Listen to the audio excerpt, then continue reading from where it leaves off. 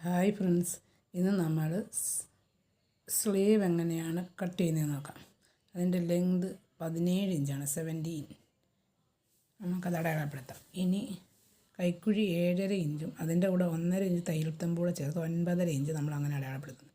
ഇനി അവിടെ നിന്ന് താഴോട്ട് ഒരു 3 ഇഞ്ച് അടയാളപ്പെടുത്തുന്നു. എന്നിട്ട് നമ്മൾ ആ 3 ഇഞ്ചിൽ നിന്ന് ഇങ്ങോട്ട് ക്രോസായിട്ടൊരു വര വരയ്ക്കുന്നു.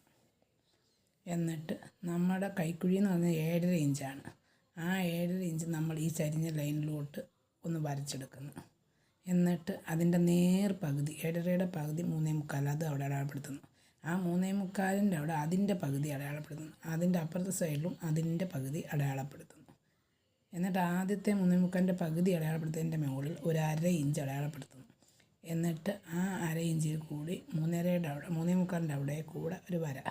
എന്നിട്ട് അതിൻ്റെ അപ്പുറത്ത് ആ 3.5യുടെ ഇടയ്ക്കുള്ള പകുതിയുടെ താഴെയായിട്ട് 1/4 ഇഞ്ച് വീതം, അങ്ങനെ 1/4 ഇഞ്ച് വീതം നമ്മളിങ്ങനെ അടയാളപ്പെടുത്തുന്നു. എന്നിട്ട് ആ മുകളിലത്തെ കാലിലൂടെ ഒരു വര, പിന്നെ അടുത്ത താഴത്തെ കാലിലൂടെയും ഒരു വര വരയ്ക്കുന്നു. എന്നിട്ട് ഇനി കൈവണ്ണം നമ്മൾ അടയാളപ്പെടുത്തുന്നു. കൈവണ്ണം 4.5യും 1.5 ഇഞ്ച് തയ്യൽ തുമ്പ് 6 ഇഞ്ച് അടയാളപ്പെടുത്തുന്നു. എന്നിട്ട് നമ്മളങ്ങനെ ഒരു വര വരച്ചെടുക്കുന്നു.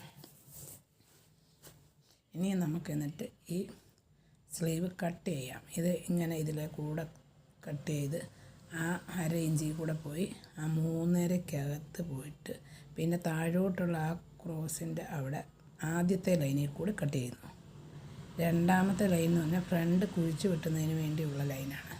അപ്പോൾ അത് നമ്മൾ ഇത് കട്ട് ചെയ്തതിന് ശേഷം നമ്മളിങ്ങനെ എടുക്കണം. ഒരു പാർട്ട്, ആ ഫ്രണ്ട് പാർട്ട് മാത്രം എടുത്ത് ആ 1/4 ഇഞ്ചിൽ കൂടെ കട്ട് ചെയ്ത് എടുക്കണം.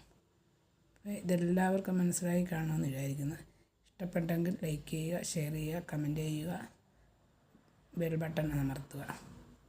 വീണ്ടും അടുത്ത സ്റ്റിച്ചുമായി വരുന്നതാണ്.